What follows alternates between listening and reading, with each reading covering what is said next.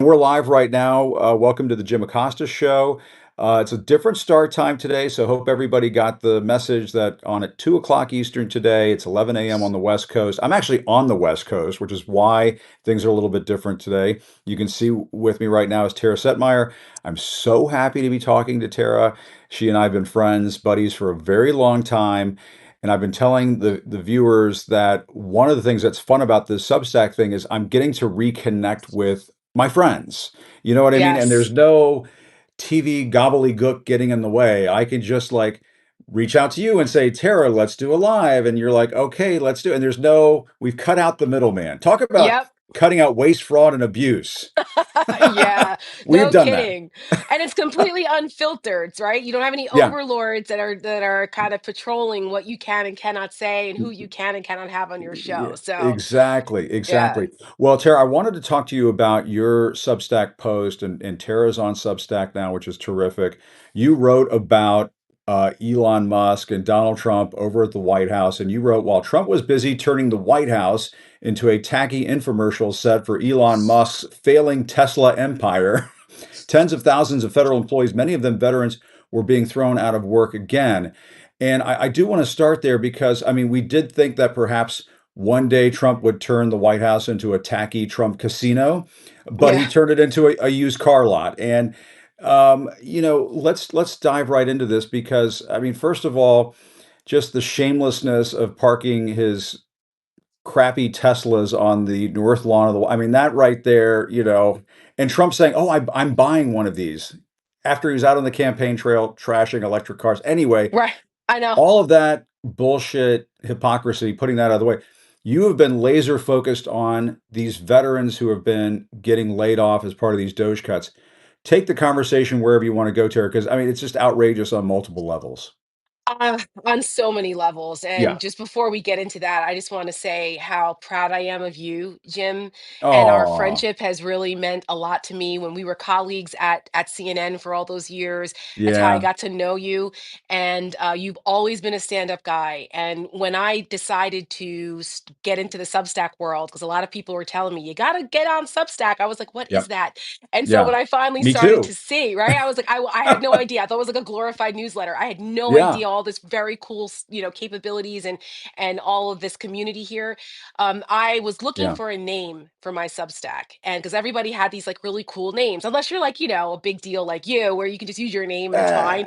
But Yeah. I was like, what's gonna be my Substack name? And it was important to me because I felt that my Substack was going to be an extension of me and my beliefs and who I am, kind of an all-encompassing thing for Yeah. all the work that I've been doing in the pro-democracy space, not just with women, but just in general of being someone who's always been a voice that people could trust.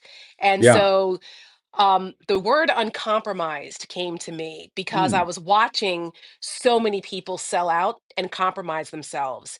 I And know. when you made the decision to basically tell CNN to stick it, I thought, that Jim is one of the people who, in this moment, was unwilling to compromise when it Yeah. mattered most. And so you were really one of the inspirations for why I chose the name Oh, Uncompromised. So I just wanted to let you know thank the you. influence that you've had and that your integrity and being a stand-up guy in this moment matters to so many people Oh, because that means a a lot. lot of people have gone the other way. So thank you for that. And thank you for That being means one of so my much. inspirations. Thank you. And You're you've welcome. always inspired me.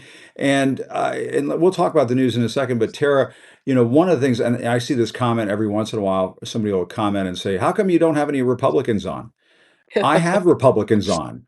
Tara Setmeyer, I don't know if you consider yourself still a Republican, but you were a Republican. You worked for, was it John McCain up on Capitol Hill? Or No, you I work, who did actually you work for on the Hill? I You, I actually worked for a member of Congress from California who was a Reagan speechwriter for many years and who lost his damn mind, unfortunately. And he no, he did. And yeah, I felt I'm very heartsick about that because my 7 years with him were glorious 7 years. We did amazing work when I was there. yeah. I was on Capitol Hill from 2006 until 2013, and it was wonderful. But I didn't agree with him on everything. He was very wrong. I never agreed with him fully on Russia, and that turned into a whole other thing with Russia Okay. moving I forward. think I But a know who you're lot of talking that, about. We won't yeah, get just into I all don't want that. to Yeah. get into that. That's a But saga. Yes, it's a saga, but it breaks my heart because he was actually a very good person and funny and great, Yeah. treated us wonderfully, and the stories were amazing. And what he gave me so much authority to do good work. He wasn't one of those Mhm. members of Mhm. Congress that was so egomaniacal that it was all about them. And it wasn't. I was his communications director, and he let me do television on his Mm. behalf and on issues that mattered to us. Like that was unheard of on Capitol Hill. He let Yeah. me get involved in legislative issues, and I was able to be basically like an Erin Brockovich type of advocate for two Oh, Border wow. Patrol agents who were unjustly prosecuted back in Texas in 2007 for shooting an illegal alien drug smuggler. Mm. It was an absolute travesty of justice what happened to those guys, agents Ramos and Compion.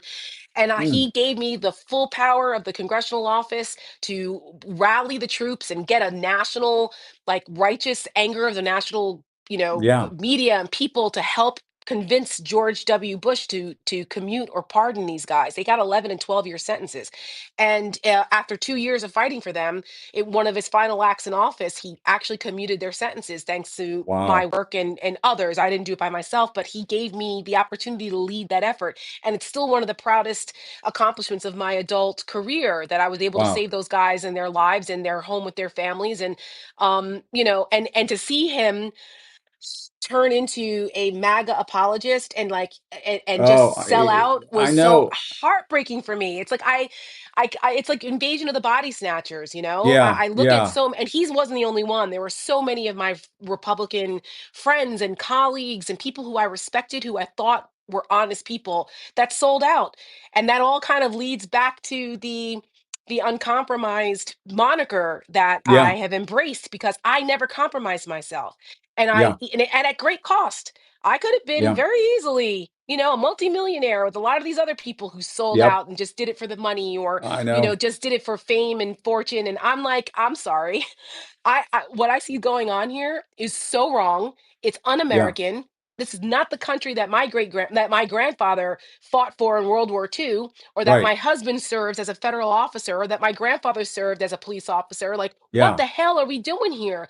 And my Jersey girl DNA would never allow me to sell out. And Well, good for here we you. are. Here we are No, now. no, and So I'm so glad you told us that story because people come from different experiences, different walks of life. You're now at this as a very independent voice in in the information marketplace, information sphere, whatever you want to call it. This independent journalism movement that's happening, yeah, independent media movement that's happening in this country. So I love it that you're here. thank And you. but And I let's did quit the party, by the way. I I you finally quit. did. You Oh did. You yeah. finally quit. I quit in 2020, the day after Donald Yeah. Trump refused to accept the election results. I was very I almost quit the party about 3 or 4 times during Trump's first Yeah. term. And but my good friend Michael Steele, former RNC chairman, talked me out of it a bunch of times Mm. because he said, He's a listen, good guy. I love Michael. I've known him since I was a wide-eyed, bushy-tailed, very young Republican. For Yeah. 25 years, I've known Michael, and he's always been a stand-up guy. And I always respected his wisdom and his candor, and I knew that he always had my best interest at heart. And I would say to him, Michael, I'm struggling. How do we stay in the Yeah. party after Charlottesville? There's good people on both sides. How do I stay in the party after Yeah. Helsinki when Donald Trump took the side of our enemy against our own intel community? How Yeah. do I stay in a party where he talks about people who came here from shithole countries, Oh as God. Yeah. right? How do I stay in a party that had women literally chasing down senators, begging them to listen to their experiences as being sexual assault survivors and victims, and them still voting for someone like Brett Kavanaugh to be on our Supreme Court? How do I Wow. stay in a party that continues to push conspiracy theories and told people to shove bleach up their ass as a way to cope with COVID? And Yeah. we've got Yeah. refrigerator trucks of people dying in the streets of, in hospitals in New York City and across the country. How do I Yep. stay in a party that advocated a stand back and stand by to domestic terrorists and militias that were, supporting Donald Trump and threatening the American people if he didn't Yeah. win. I mean, and Michael The kept list goes telling on and me, on. right? It goes on. And he kept saying, we have to stay in because if we don't, then the crazies are going to take over and we're never going to have, the Republican Party will never recover. And I Yeah. said, oh, okay, reluctantly, trying to fight the good fight from within, trying to be kind of like a Yeah. conscience of the party from within. I tried. And, there were a handful of us never Trumpers from the very beginning that tried to sound Mhm. the alarm. Mhm. And we realized that People the didn't the listen. party, no, the malignancy of Trumpism just ate away at the core values of the Republican Party that I Yeah. that I was a part of, that I thought, existed. And once the constitutional crisis part of this started to happen, and the Mitch McConnells and Kevin McCarthy's of the world were still rationalizing it, and that Yeah. wasn't even enough for them, I said, I'm out. I'm done. Sorry, Michael. Can't do it with you anymore. I am done. And I hope the party burns to the ground. And I've never looked back. Well, and this is why I love having you on because you don't mince words. And the other thing too is that this is not political. And I've been talking about this on my show, the Great American Pushback. That's what I've been calling it. It's not Yes. political. People are, oh, the resistance, oh, the left, oh, the liberals, all the Republicans are showing up at Republican town halls. Yes. Uh, People are flooding into Bernie Sanders events. It's all across the political spectrum. And I'll tie it back to what we saw yesterday over at the White House with Donald Trump turning the White House into a Tesla car lot. Oh my God. People across the political spectrum are saying no to Elon Musk. Yes, he helped Trump buy the election for $290 million. And yes, he's taken a chainsaw to the federal government, but people are hopping mad about it and they're not taking this lion down. And I Thank just, God. what are your Thank thoughts on God, all right? this? What have been your thoughts on Doge and what Elon Musk is doing? And it kind of almost it feels like the Twilight Zone, just I guess like everything else that Donald Trump does, it feels like the Twilight Zone. But how the Yeah. hell did we get to a place where Donald Trump is doing an infomercial for Elon Musk? I guess it's what, to try to pump up his stock price or something, because Hmm. that thing has been taking a hit. What have been your thoughts on all this? It's the damnedest Well, thing. it is the world turns upside down. It is the Twilight Zone on ketamine. It is or maybe Adderall, depending on the day. And A I little of mean, both. all a little of both, right? It kind of ties into where we are now, and why I wrote what I wrote yesterday, actually even why Yeah, I'm wearing my NASA shirt today, because of there you go. cuts being made to NASA, to our scientists and to our Hmm. astronomers, and women and minority scientists and astrophysicists being let go because of DEI bullshit. I mean, it's just really hard to fathom. Now, I can't say that a lot of us didn't warn that we would be here. Oh We yeah. did. Yep. Yep. Donald Trump and MAGA wrote it all down for everyone in Project 2025. They literally spent They 4 did. years preparing to do exactly what they're doing right now. Yep. Um, I don't know why so many Americans were unwilling to believe their own eyes and ears and believe what Donald Trump said. He said he was going to do this. He And did. once Elon Musk came on the scene and started throwing money around to the tune of, like you said, to 200 to $300 million, even though that's chump change for Elon Musk, who's the richest man in the world, that ain't chump change in a presidential election. That That's right. I don't think there's ever been a single donor that has spent that much money to buy a presidential candidate ever. Yeah. And that's thanks to Citizen United, and that's a whole nother conversation. But Yeah. um, you think that Elon Musk did that because he just out of the goodness of his heart? Yeah. No, it's a quid pro quo. And we saw the quid pro quo right there live on television on the South Lawn of the White House yesterday.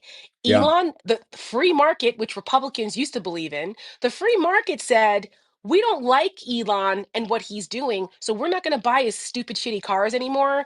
And so the all this uncertainty and all this that's going on, and kind of like the Nazi salutes and calling American citizens parasites, and we're going to cut social Unreal. security, like all of this stuff that Elon's been doing, the weird like ill-fitted shirts jumping around and all of this, like people are going, wait a minute, wait.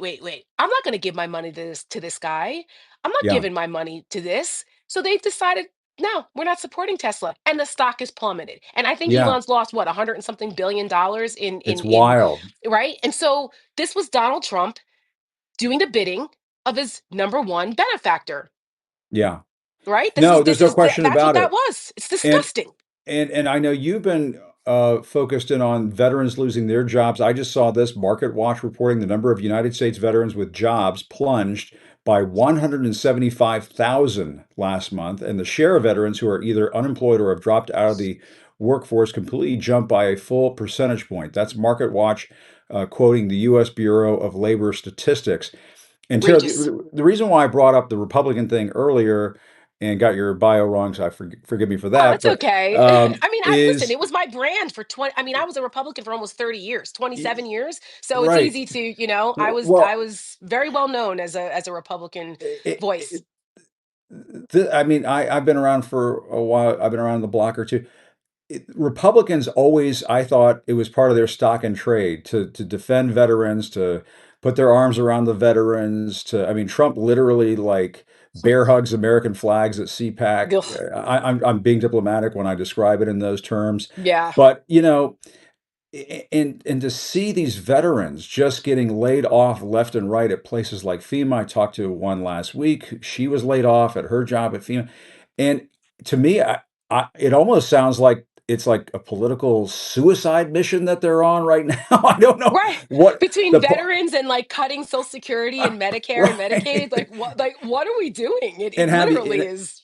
and having Elon Musk talking about Social Security being a Ponzi scheme. He said that the other day, and I'm just like, and Trump, not saying whether or not we're going to have a recession. He's kind of cagey about what in the world is going on. Is it just that he thinks he's a one termer and that's it? He's done, and so he can just do whatever the f he wants. I don't. Listen, I can't figure it out. I think there's a lot of things going on here. Yeah. Donald Trump doesn't think he's a one-termer. Well.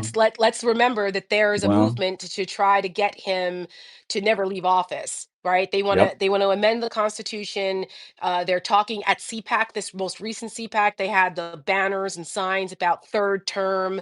Like they're serious. Like Yeah, they are. they're serious about this, and just like people kind of like to joke and laugh off some of the crazier things Donald Trump has said. No, no, no, no. We are way past laughing at anything crazy that Donald Trump says. He means it. And he doesn't have the guardrails around him that he had the first term. And so we need to like take it all seriously. This whole thing with what they're trying to do now with just basically dismantling and decapitating our federal government and our way of life here Yeah. is all part of a much bigger, more sinister, I hate to say, plot here. There's a reason Donald Trump is surrounded by these tech bros, people like Peter Thiel, who basically bought and paid for the vice president, and JD Vance. Mm. The For those who don't know, they should We pay don't talk attention to about that enough. You're right. that's right. Pay attention to JD Vance's journey here, okay? Yeah. How Peter Thiel has been bankrolling him since his days graduating from college at Yale, okay? Yeah. Somebody Yeah. just doesn't give someone 10 and 15 million dollars for nothing. And this weirdo tech bro, like tech feudalism philosophy that Yeah. Peter Thiel and these other billionaire tech bros believe in, this guy Curtis Yarvin, who's a very Right. dangerous wacko that Yep. believes in A dismantling monarchy, right? democracy, right? He thinks we should be in like tech state monarchies run by tech CEOs. He thinks democracy shouldn't be. He said he wrote that the American people need to get over their dictator phobia. This is the guy that is the political guru of Peter Thiel and JD Vance and these people that are in Trump's orbit. Now, do I think Trump is in on this philosophy? No, he doesn't have a philosophy. He's a nihilist. He doesn't really he just Yeah. doesn't it's all about himself. It's So all he's kind of transactional. that's right. He's kind of Yeah. like the toddler that they're using that happens to be in power. He's the Manchurian candidate. Like, let's just give him Yeah. this over here, make him Three men feel and a man good. baby or something like That's that. I right. don't That's know. right. But there's other things going on here, and so all of this kind of just like as Steve Bannon calls it, this muzzle velocity flooding of shit of what's happening, and just Yeah. the speed at which they're doing it, which I'm a little shocked about. I didn't think it would be this fast. Yeah. But that's what's going on here. These That's guys are true. pulling the strings, and the American people need to be aware of it because then it starts to make more sense. Same thing with this obsession with Greenland.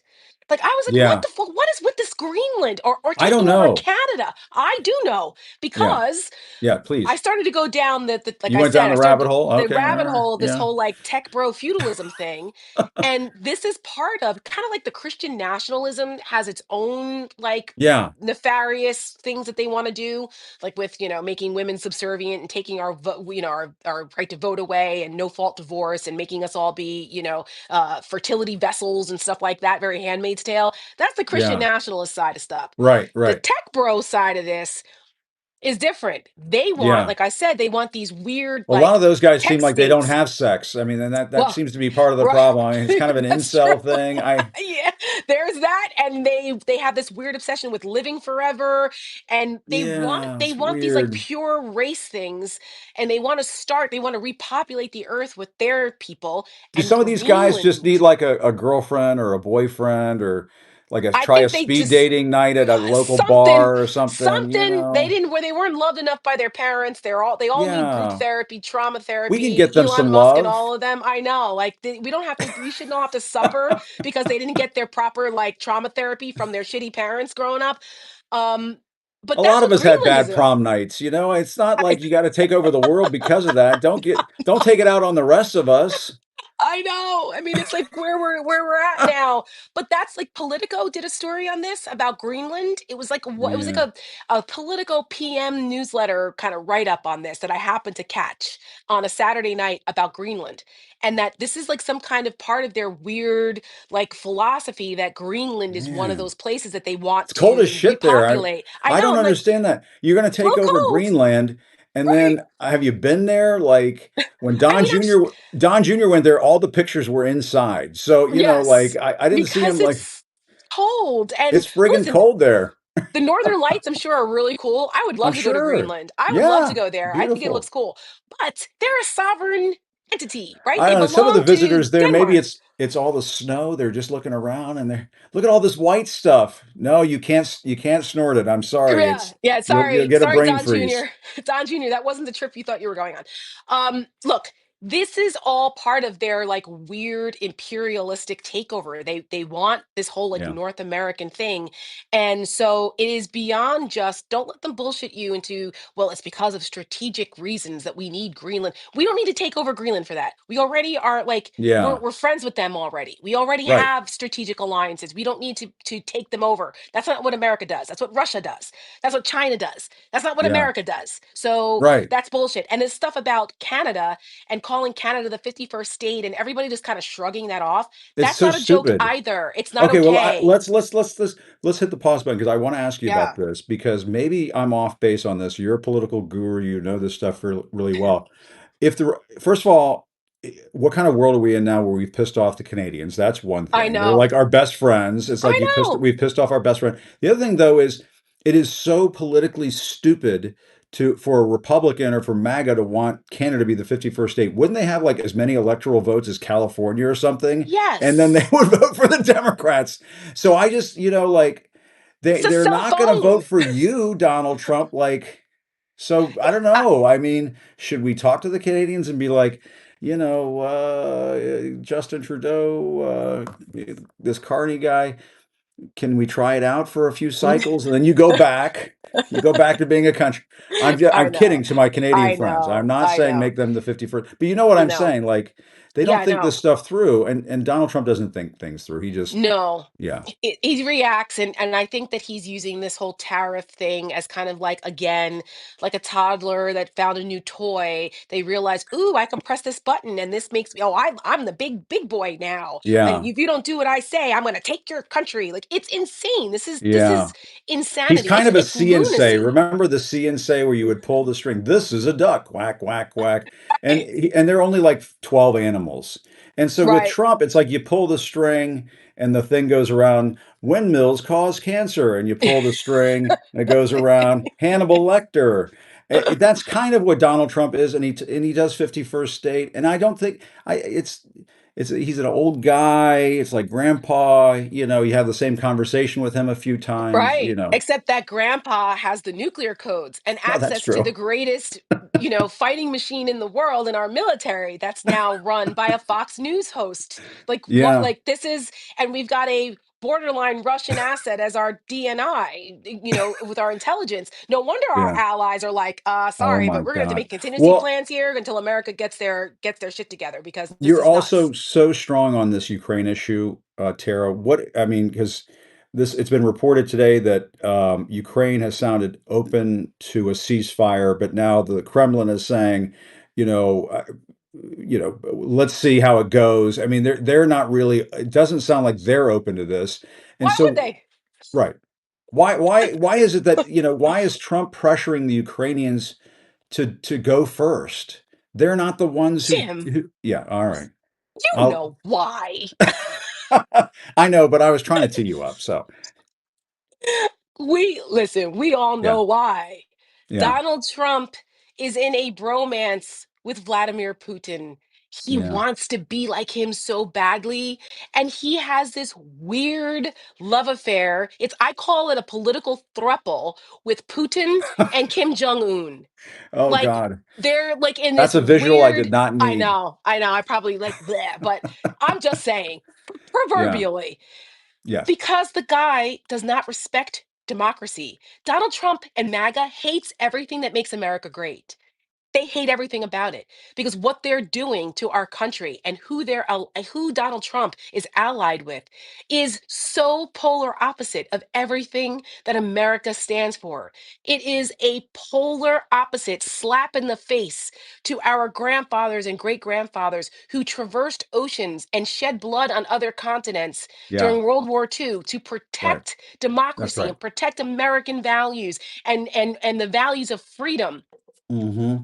it, Donald Damn Trump is the right. antithesis to that. What a slap in the And face. he ca- and Elon Musk is calling Mark Kelly a traitor. I saw you wrote Oh my about that. God. Yes, I did. I And that talked to kind of Steve brings Schmidt about us, this yesterday, and Steve and I went off, and it is so vile and it's sickening. it's unspeakable. It goes back Yeah. to, and it kind of like ties in, with the fact that how could we possibly not be on the side of Ukraine 1,000%, right? Like Yes. Yes. our Ronald Reagan is about to spin out of his grave and jump up out of it and run down Pennsylvania Avenue into the front Yeah. door of the White House and like smack Donald Trump and go, "What the hell are you doing?" Like what? Like Yeah. I can't even imagine. And all these Republicans that prided themselves on the Reagan, shining city on a hill, and that's what attracted a lot of us to the Republican Party. That the importance of our allies and our strategic, position in the world,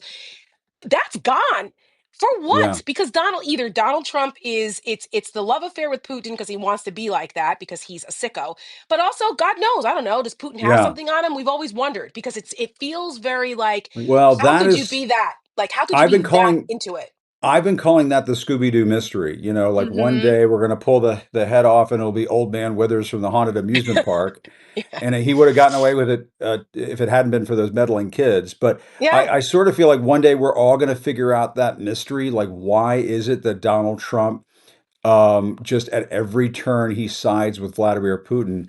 And I do love your Reagan theme because it's making me think that a Reagan zombie revenge film would be like it would be a summer blockbuster. Yeah. It would be so good. Yeah, I mean, I Um, think people would, a lot of people who were, my Democratic friends are like, "God, the hell with Reagan," but they're like, "We would take Reagan back in a heartbeat if it meant yeah, stopping this slippery slope with like to authoritarian hell with it's gasoline draws on that we're on, thanks yeah, to Donald Trump and Elon Musk." Which brings us back to what you were talking about with yeah, Mark Kelly, with Elon Musk having the audacity to call Mark Kelly a traitor. Are you yeah, kidding me? I mean, are you unreal. effing kidding me? This guy who comes from Nazi grandparents who left Yeah, Canada to go to South Africa because they felt more comfortable in apartheid.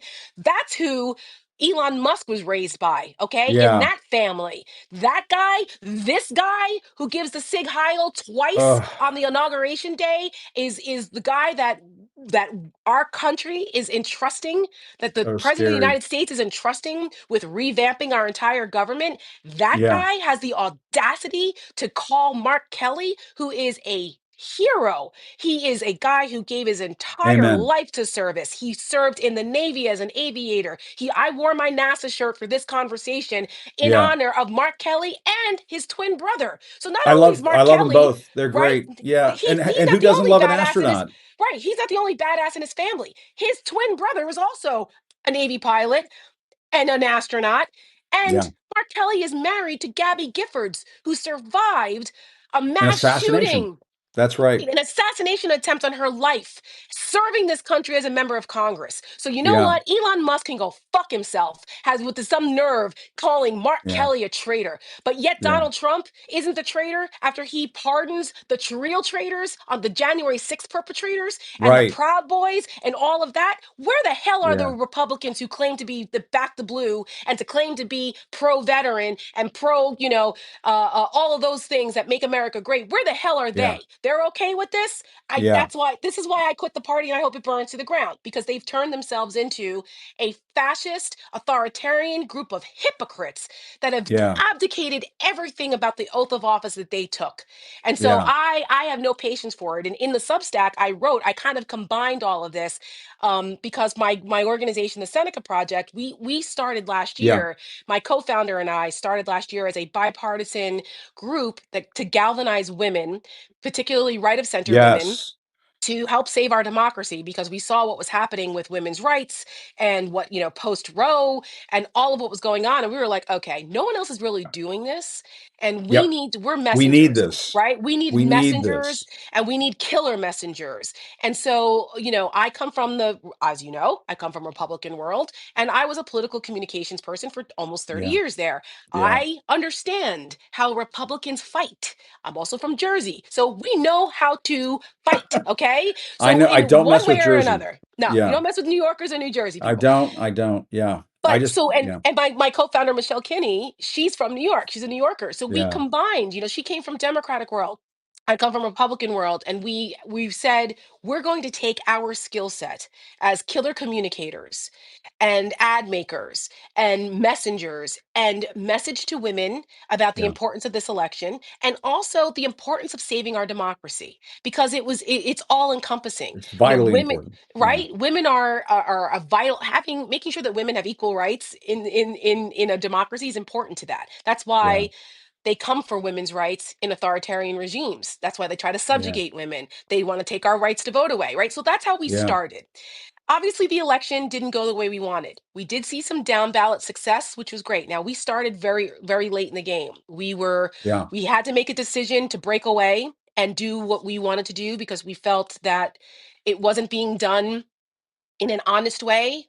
And so we wanted to do it in an honest way. And so that's why we started the Seneca Project last June. We're relatively new. We are a super PAC. So we run off of the generosity of the people who donate to us, and we're grateful for the people who have. And we were able to make some really powerful quality ads and videos and to get them out there. That's One of our great. crowning achievements was an ad called American Girls, which was our final election ad that went uber viral. I mean, we had no Oh, idea. that's great. We knew it was going to be a powerful message, but we had no idea that it was going Yeah. to take off the way it did, and to be a new organization and to have Yeah. American Girl touch so many people. I mean, Hollywood celebrities. I love it. I mean, it was unbelievable how many people. I was out to brunch just 2 weeks ago with my husband, and I had one of my purple Seneca Project hats on, Yeah. and the waitress said, "Oh my gosh, is that the group that did American Girl?" And I said, "Yeah, that's my Fantastic. girl. That's I'm the great. co-founder." She said, "I cannot tell you how touched I was by that ad." She said, "I Yeah. sent it to everyone in my family. It made us cry. It made us proud to be That is women. so It great. was inspirational to my daughters. Like, thank you so much for doing that." And I teared up right there, because I was like, wow, it reminds you Wow. that what you do has impact. So we just Yeah. re-released American Girl as part of Women's History Month, because a lot of people also wrote in and asked us to explain a lot of the historical references and who some of these trailblazing women were in that ad. Yeah. So if you guys want to follow Seneca Project on all our socials, it's there. But we also decided that we needed to, going into this new political reality, Yeah. shift focus a little bit. We've expanded our mission. We've abandoned the bipartisan part of this, because unfortunately there really are no Republican good faith actors on the other side right now. We welcome them in, like if people are willing to It would be denounce what great. the Yeah. party's doing, right? We're because this affects all of us. It affects all of us. This transcends party lines. The Yeah. hell that we're living through, this nightmare, it transcends party lines. And as MAGA Absolutely. is finding out, right? They have fucked around and now they're finding out. They're in the finding out stage. All these MAGAs that voted for Donald Trump thinking they were going Yeah. to own the libs, guess what? You're getting owned too. Because as you mentioned earlier, Yeah. veterans are being overwhelmingly impacted. They're 30% of the federal workforce. A lot Yeah. of these people who thought that they were, that it was going to be those people, those libs over there that were going to get owned. No, Yeah. because you are losing your jobs, your communities are losing their government contracts and services. And now people are going, oh, wait. I don't think this is what we voted for. Yeah. Maybe some people Nope. did, but most people did not. So for Yeah. Seneca Project, we decided to expand our messaging focus to not just women, because that's still very important. We still see what's going on here. And we are a women led organization coming from the perspective of women, but we are also capable of talking about other things. And Yeah. some of those, we're leaning more into the democracy side of stuff now because it's so important that we're like, it all cascades from there. If we lose the democracy, nothing else matters. We put Yeah. out an ad called Unsafe as soon as we saw the plane crashes, and then like at the same time Yep. they're cutting FAA and air traffic controllers are like, It's do you been feel safe nuts. in Trump's America? Yeah. We put out an ad on Ukraine called Useful Idiots because we saw Yeah. that disgusting display of what Donald Trump did to Zelensky in the Oval Office. How dare he? Right? We put that out. That's great. And then we put out Yeah. in partnership with Marcus Flowers, who ran against Marjorie Taylor I remember. Greene. Yep. Yep. Yeah, he's an Army veteran because we watched what's Great happening to guy. our Yep. veterans. We're going, this is not okay. Well, Veterans are like, what are we doing? And we put out an yeah. ad that's out now called Betraying the Brave. And that's Yeah. what I wrote my Substack on because literally Donald Trump is the first president in Yeah. history to abandon our veterans and their families. And It, people need to know this. they need to know it. Well, I'm so glad we did this. I'm so glad we got you on the Substack Live. Let's keep doing this. Let's keep the conversation Yes. going. I've been talking about Thank doing you. doing a town. I would love to do a town hall style event. I'm kind of working on Oh, this. count Tara, me I in. think I think you would be perfect for this. Let's do it. And we'll do it as a joint venture with the Seneca Project, which I think is a fantastic organization. Everybody Thank you. follow Tara on Substack. She's a little new to the place. But we'll show her around and show her a good time. But it's always great to talk to you, Tara. I just love everything Thank you had you. to say today. Really appreciate it. Thank you, Jim. You're the best. And I appreciate what you're doing. And it takes people like us as the messengers. We can't rely on the Democratic leadership or we can't rely on corporate media. No, it's about the No one's people. going to save us but us. That's it. So count me in anywhere that I can be helpful with that. I appreciate you, Jim. Thank you. Thanks, Tara. All right, great to see you. All right, that's Tara Setmeyer, everybody. And I mean, Tara made so many amazing points that I knew that if I just let her go, she was just going to take it by the horns, and she really did today. I'm really appreciative of Tara Setmeyer and everything that she does. I'm going to try to bring in Brian Karem now because Brian and I, we we worked at the White House together. He and I have been friends for years, and Brian and I were. I mean, let's just face it, we were in the trenches together over there during the first Trump administration. They pulled my press pass, then they went after Brian Karem's press pass. And one of the reasons why I've been wanting to talk to Brian is because of what we've been seeing over there. There he is. There's Brian Karem right there. Brian, good to see you, buddy. Good to see you, Jim. Um, How you doing, brother? good. I was just teeing you up and talking about how you and I were in the trenches together during the first Trump administration. They went after my press pass. They went after your press pass. And I do want to talk about some of the other items in the day's news, but first and foremost, I want to ask you because you've been there covering the White House during Yeah. Trump 2.0, and not I'm glad not they not let you through the gate. I assume that you a got few through the times gate. they let me through the gate, but what, what the they don't hell's like to going on over listen to there? me. But I'm putting together a documentary, the first 100 days of chaos of Donald Trump. So I have been Yeah, there off and on. I find it amazing how he did learn from his interaction with you and me. Yeah. in his first term. He's not going to try and pull our press passes anymore. He's just going Hmm. to limit Hmm. access to the pool. He doesn't do the chopper talk sessions like he used to. Interesting.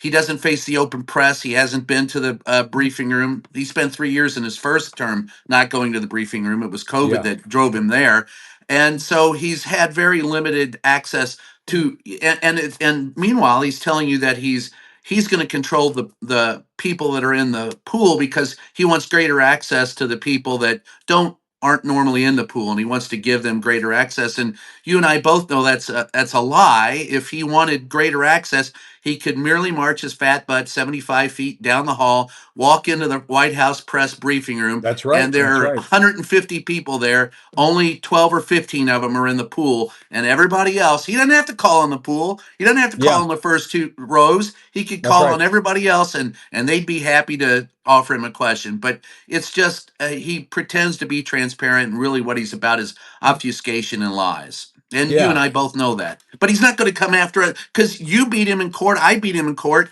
He doesn't Right. want to face that in court again. He's just going to No, he limit doesn't. access. But he's thrown the AP out, and the AP has sued him, the Associated Press, Yep. one of our most respected institutions in America, doing great journalism over there. And, what have been your thoughts on that? I have some thoughts on that. I mean, to me, it's a dangerous, slippery slope that we're on right now. He bans them from the press pool, bans them from the Oval Office, bans them from Air Force One, and now you have the White House trying to pick and choose who is in the press pool. Yeah. And you ended up with that goofy situation the other day with Zelensky, where Marjorie Taylor Greene's boyfriend, which I don't remember the guy's name, all I know is people call him Marjorie Taylor Greene's boyfriend, is asking Zelensky why he's not wearing a suit, which is the dumbest, stupidest It's a question that ridiculous it's just question. so what is going on with all that? Well, first of all, that is a ridiculous question considering the day before Donald Trump's shadow president, Elon Musk, or Donald Trump, or Donald Musk, or Elon Trump, whatever his name is, showed up Yeah. in a cabinet meeting in a T-shirt that said tech Right. support and a bro hat that said Mag. So you're going to give that was a formal cabinet Yeah. meeting. Now, It's and I would selective remind bullshit you that outrage. Yasser Arafat, Winston Churchill, most of the members of the Saudi family show up at the White House and they don't wear suits either. So it was a Yeah. garbage. It was a garbage question. And if you watch, there are even times where they start out some of these questions from some of his sycophants start out with, you're the greatest thing since sliced bread. You can make rainbows jump out of your butt. Gosh darn, how can you be better as a president? The questions are maniacal. And for Yeah. you and I, we both grew up. Sam Donaldson is our mentor, and Right. and Yep. and Helen Thomas.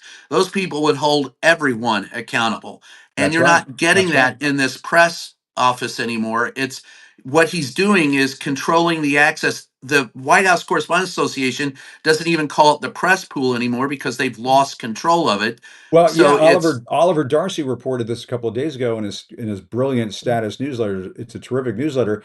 He wrote that Eugene Daniels, the head of the Correspondents Association, essentially told the members that the White House is now in charge of the pool. yeah. It's not the WHCA, it's not the press. The White House is in charge of the pool. And to me, that's those are grounds for a revolt. I mean, honestly, I'm with you yeah, there. And, yeah, and by the way, Eugene, let's call it what it is. Eugene, for the first week of this presidency, he himself was publishing the president's schedule because they didn't have anyone on their staff to, the daily guidance that we get of his schedule. The president of the yeah, WHCA was doing the job of the White House. So he, at that point in time, you've lost all credibility with me. So yeah, we're yeah. not there to do their job. They're there to No, answer no, no, our no. questions. And I like Eugene. I'm not close enough. I'm not in there every day, so I don't know what's going on. Mhm. But when the Correspondents Association is saying, well, no, the White House is in charge of the press pool now, that to me, at that point, that's when all the news organizations need to say, hey, White House, we would love to come in there and cover you every day, but we're just not going to show up today, or you're not getting your TV cameras in the pool today. To me, there has to be some sort of collective action. A full blown boycott, I suppose that won't work because you'll have some people who won't cooperate. Well, what you'll But have is if you and I stood there and boycotted it, which would be our want, and your first move would be to, yeah, I'm going to boycott him. He'll just fill it with sycophants and cameras of his own Yeah. liking, and then it's just propaganda. Like the presidential PEP secretary, she's not a press secretary. I wouldn't Yeah. even say she's a minister of propaganda. She's just merely a PEP secretary. I'm waiting for the pom Yeah. poms in the cheerleading outfit, because that's all that is, and calling on Yeah. people that he likes. So the only real thing I think that you can do is what the AP has done, is do what you and I did and sue them and And go see if that after and see if them. that has some sort of effect. But the judge in the AP case, correct me if I'm wrong here, he did not grant them immediate relief, and so they're still kind of boycotted at the moment. Is that Yeah, well, to your yeah, point, this is where they should have had Ted Boutros, our attorney, on this case, yeah. because there were several Ted's the people. best. Yeah, there were several people. I think even Ted, I may be speaking out of turn, who said, Yeah. "Listen, they wanted immediate relief. They went in for a TRO, temporary restraining order, because Yes. they said they couldn't do their job unless they had the access. But they waited a week or 10 days to file it, so it kind of weakened Mm. their argument. And so Yeah, that doesn't work. if they had filed that immediately, I think they would have gotten the relief. But their case isn't dismissed. And the judge, if you read what the judge said and what the judge has said, they still think that the White House is on a slippery slope. Yeah, he seemed open to their arguments, which is Yeah, good.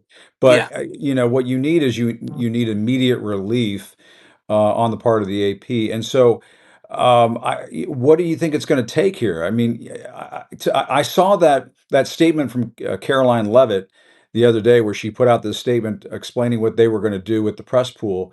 And she said, "Well, don't worry, TV networks, you guys are still fine. You're going to go in there and you're going to get your pictures and everything." And it seemed to me that sort of revealed a little bit of a pressure point or vulnerability on their It part. is.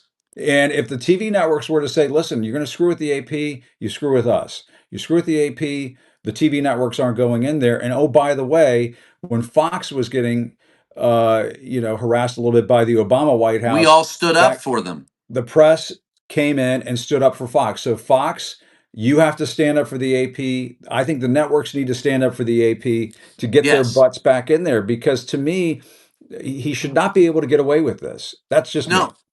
Well, I agree with you. Not only should he Yeah. not be able to get away with it, he should be punished for it, because the Yeah. fact of the matter is he's destroying what's left of free speech any way that he can. He claims he's for free speech, and yet, there's a guy with a green card at Columbia University who's facing detention because he That's right. exercised his free speech. By the way, Yeah. they don't let the AP in. They're exercising their free speech. And for those who don't know, and it's worthy of remembering why the pool was set up. The AP and the print people are the ones that provide us the observation and the facts that we use in broadcasting That's often. right. Now, the cameras take the pictures, but it's that reporter on the ground. And there was a reporter the other day who approached someone in the print pool and said, "Why are you sitting there just watching what's going on in the oval? You can't hear them. I'm not going to bother with it." And he goes, "Because that's my job, That's what you observation." do. Right. That's what you observe, you write down, you let people know what's going on. And for those who don't know, the pool was originally set up, it was a dead pool. If something were to happen catastrophic to the president, someone wanted to be and needed to be a witness to it. So Yeah. anytime he's in the public eye, he is before a camera or a reporter, so that we can at least observe and be an Yeah. independent observer of what goes on. It was later prostituted into mini press conferences where he would, and Trump is the king of doing that, manipulating Yeah. that Yeah. small group. But the fact of the matter is, our job is to observe and report. And so Yeah. the press, the print is shoulders a lot of that. So when you Yeah. remove the AP and you just have cameras, that he loves the cameras. You're right. That's a Yeah. great pressure point. And we should Yeah. jump on board the AP and go, look, you want us there? By God, they've got to be there. That's it. Exactly. Yeah.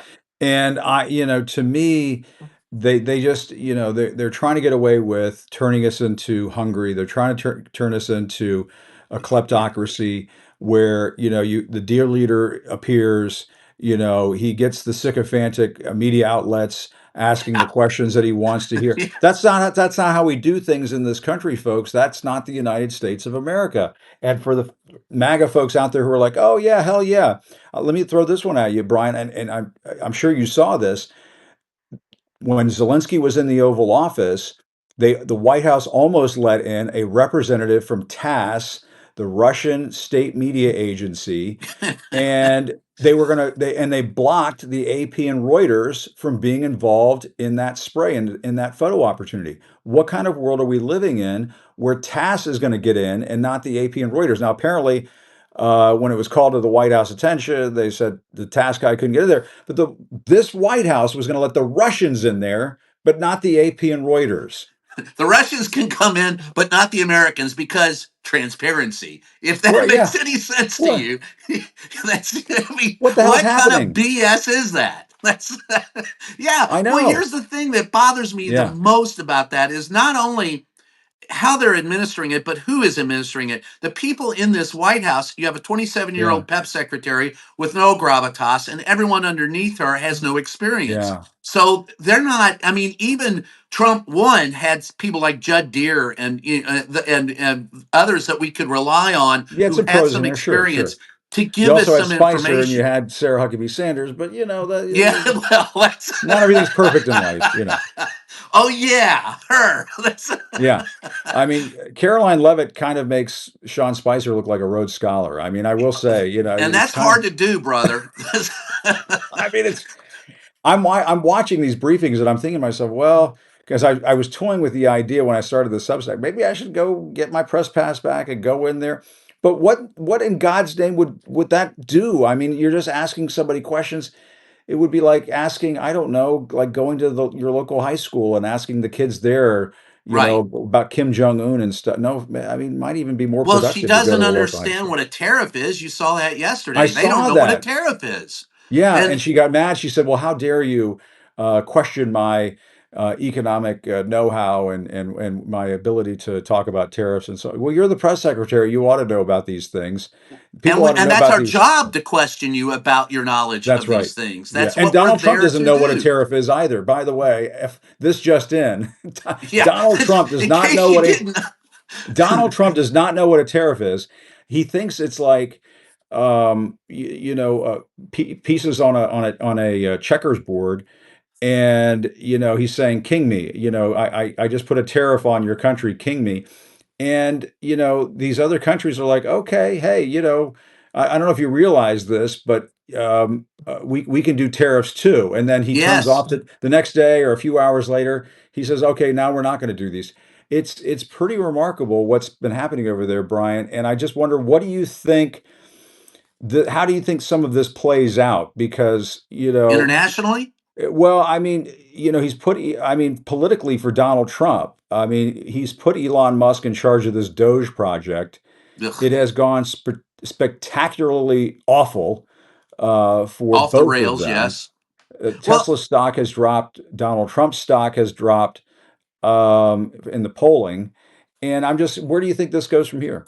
Well, first, let's go back to what you said about going back to the press briefing room. If you and I showed up on the same day, I think we would probably cause you, me, and a few others that we know of that gave him grief. And if he showed up in the Yeah, briefing room and we were there, we might induce him to have a spasmodic attack of biblical proportions. But yeah, nonetheless, with that being said, what do I expect internationally? It's horrific for the United States. USA AIDS is, these were our eyes and ears. So we are blinding and deafening ourselves to the plight of the world. They don't like us anymore. Our right. allies don't like us. How does this play out here? Locally in the United States, well, here how it will play out, I think, is that the tariffs are going to crush the economy. And Yeah, when Donald Trump said what on Sunday, I can't rule out that there would be a recession. By God, on Monday, the stock market reacted to that pretty sternly. unreal, And then unreal. he came out Tuesday and doubled down on it. I don't think he has it in, and speaking to his niece Mary Trump says she believes that there's always a method to his madness. And Hmm. at some point in time, I think that's true. I mean, there are those who believe he wants to level it all, declare a national emergency, and then cancel elections so he stays in office. Hmm. That's the Hmm. extreme. Could that happen? Well, with Donald, anything could happen.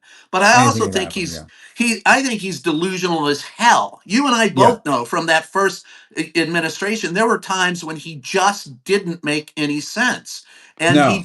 he speaks out of his rear end, and then he tries to double down and back it up. So it Yeah. could be that as well. The method to Yeah. his madness is his madness. And People are like, oh, it's three-dimensional chess. No, he's eating the chess pieces. no, That's it.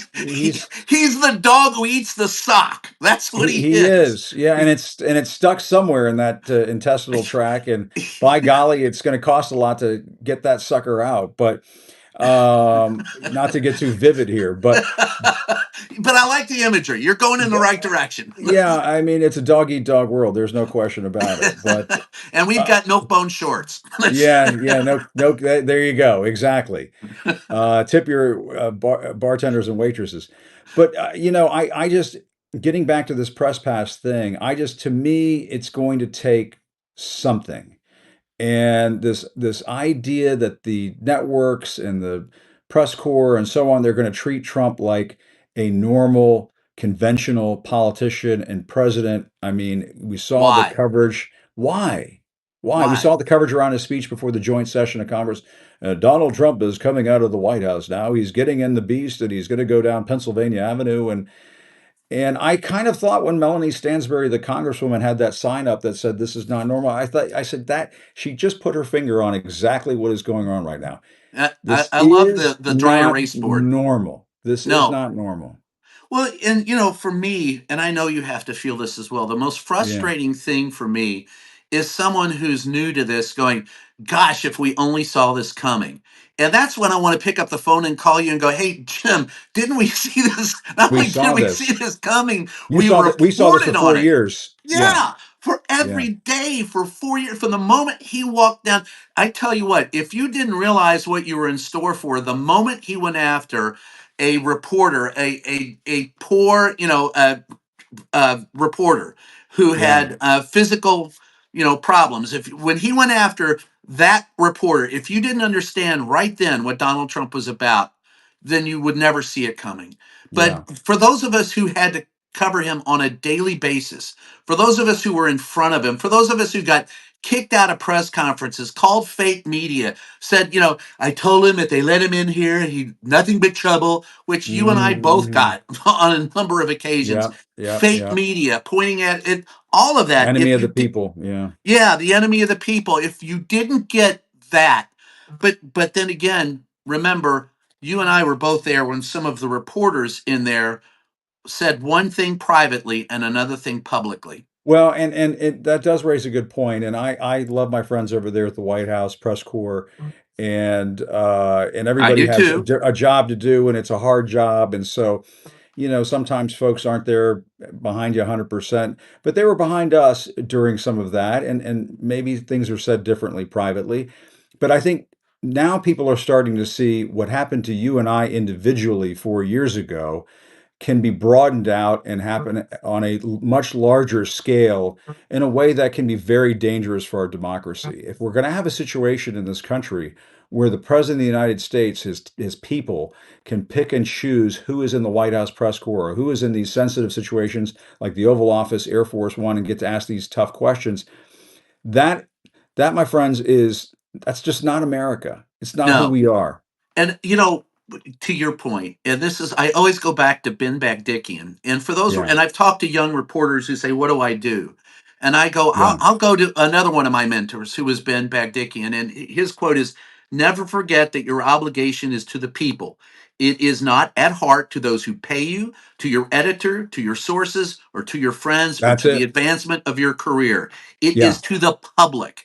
to the And if you public. will remember that when you're in there, or as Helen Thomas once said, and I mean, either she stole it from Harry Truman or Harry Truman stole it from her. She said, Yeah, Brian, if you want a friend, get a dog.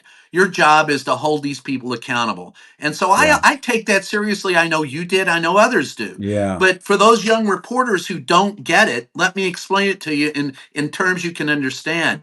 You are there to be the immovable object or the irresistible force, pick your Yeah, metaphor, Ask them the questions. Sometimes Sam would say, Brian, I'm never worried about you being rude. I'm more worried about the reporters who won't ask the question. Yeah, And that's, to me, that's I agree with exactly that. right.